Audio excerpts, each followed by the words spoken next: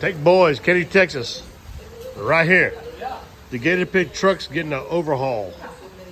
Right here. Got the old wrap taken off. That wrap's been on there for like 7 years. Looked like crap. And we got the old fender flares taken off. And these guys are putting new leather inside. We're doing paint on the bumpers. We're doing new decals. Yep, we're gonna fix it up nice. Our Take Boy's gonna fix it up nice. The leather seats. New leather seats. Beautiful. We're going new leather. We got new turbos in it.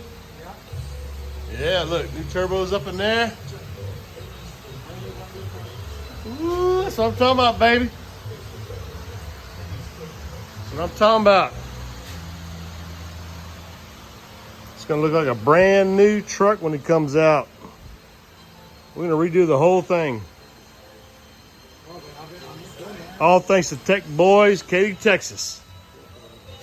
Call those guys. What's the phone number?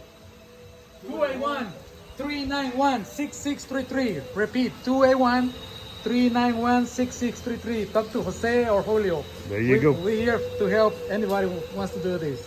There you go. And everybody knows the Gator Pit truck. This thing's been all over internet, social media, YouTube.